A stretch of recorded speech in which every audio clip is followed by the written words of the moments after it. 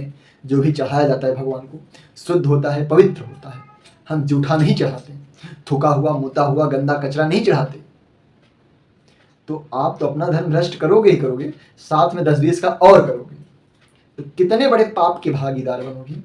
कल्पना करके देख लो, 2 पैसा महंगा मिलता है खरीद लेना, 10 कदम दूर जाना पड़ता है तो भी चले जाना, पर जो दिवाली मनाता हो उससे ही दिवाली का सामान खरीदना।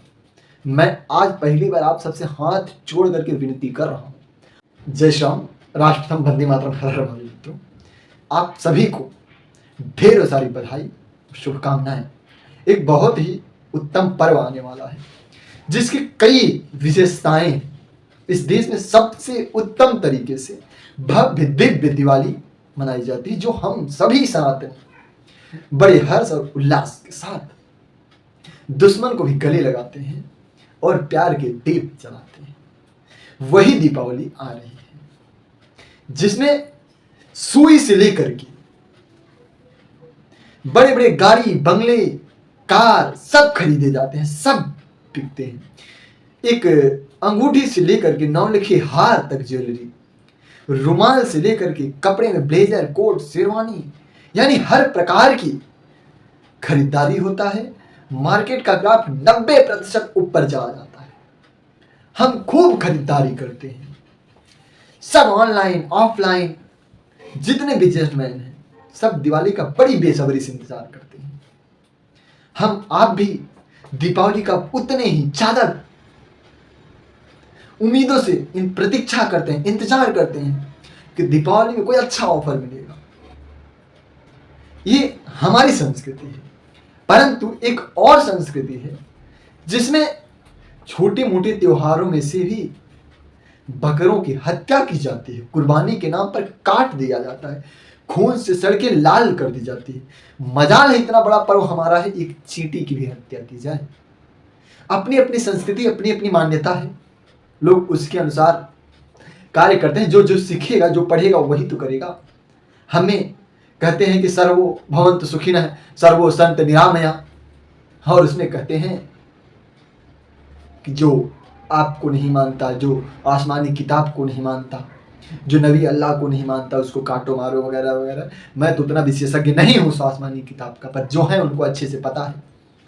अब मित्रों, आज का मेन विषय जो है ये है कि दीपावली खरीदारी सबसे पहले तो आप ऑनलाइन नहीं करना है।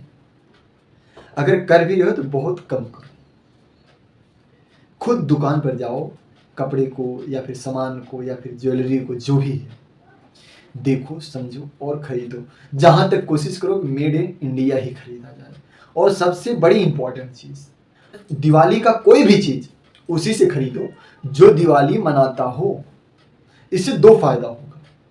पहला फायदा ये होगा कि आपको जो सामान है बड़े किफायती दाम पर मिल जाएगा, क्योंकि जो दिवाली मना रहे हैं उसको उसका कीमत, उसका महत्व भी पता है।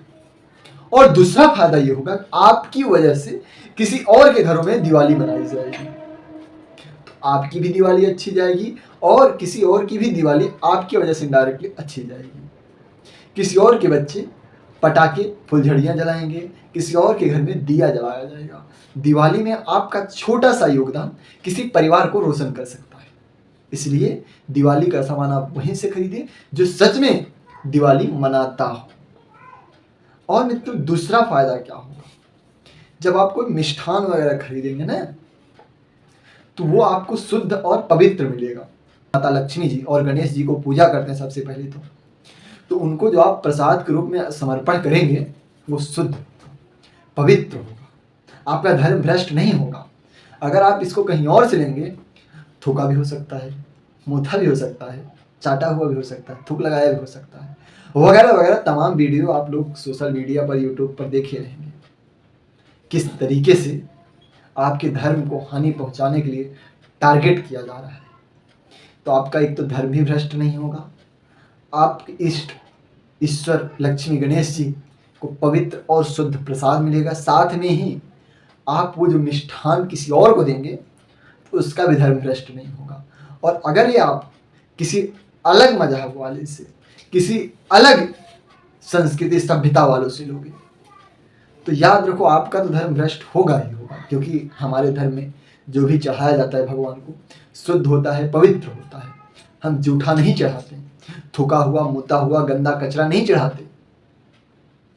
तो आप तो अपना धर्म भ्रष्ट करोगे ही करोगे, साथ में 10-20 का और करोगे, तो कितने बड़े पाप के भागीदार बनोगे।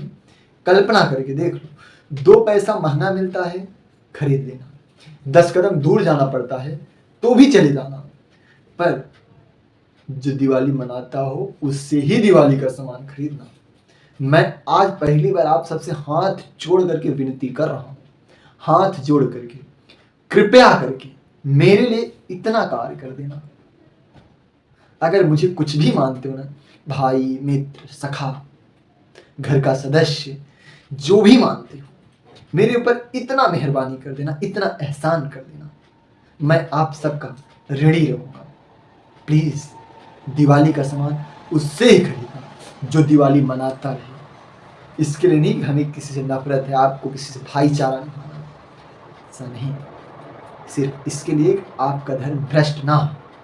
लोग कहेंगे कि मैं जिससे खरीदता हूं, मैं जिसके साथ रहता हूं, वो बाकी अब्दुलों जैसा नहीं, वो बड़ा नेक है। जो मेरा वाला है, मीन्स दोस्त, मित्र, भाई, बंधु, जो भी समझो, बड़ा नेक है, बड़ा अच्छा है। तो तुमसे बड़ा मूर्ख कोई हो ही नहीं सकता, क्योंकि सब ने एक ही किताब पढ़ी है। अब्दुल कभी नहीं हो सकता, वो वैसा ही होगा जब एक ही टाइम पर एक ही शिक्षा दी जाएगी, एक ही तरीके से दी जाएगी, एक ही चीज बताई जाएगी। तो अलग कैसे?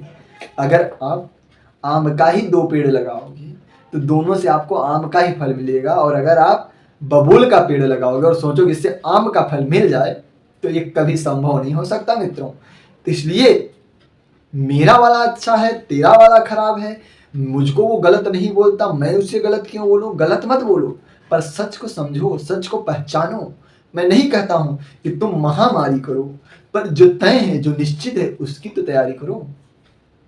बाद में लव जिहाद होता है, हत्याएं होती हैं, रेप, बलात्कार होता है, बेश्या बना दिया जाता है हिंदू बालिकाओं, छोटी सी असावधानी की वजह से। तय आपको करना है, मैं ज्यादा नहीं बोलूंगा, अपनी बात विराम देता हूँ। जय श्याम, जय मां भारती, हर हर महादेव।